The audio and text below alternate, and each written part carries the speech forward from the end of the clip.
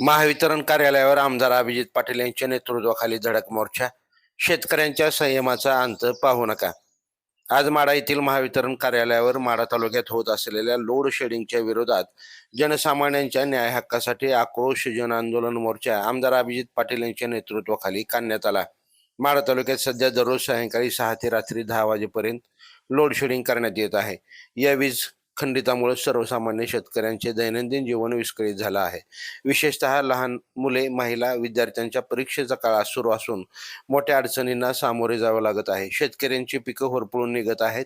हातातोंडाशी आलेला घास शेतकऱ्यांचा निघून जाईल.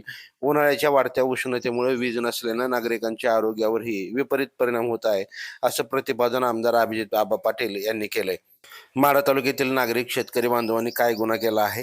जर मायबाप जनतेला जाणून बुजून त्रास देण्याचं काम होत असेल तर हा अन्याय का? हा जाब आमदारांनी सरकारला यावेळी विचारला.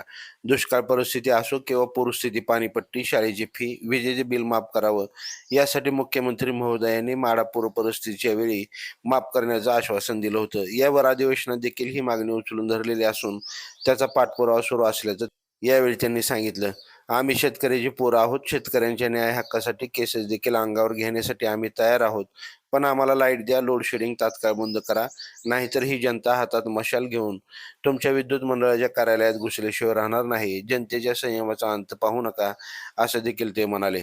आज विरोधी पक्ष म्हणून आम्ही भूमिका मांडतो. तळागाळातील सर्वसामान्य शेतकऱ्यांच्या अडचणी सोडवण्यासाठी, झोपलेल्या सरकारला जाग येण्यासाठी या आंदोलनातून सरकारला जाब विचारण्यात आला.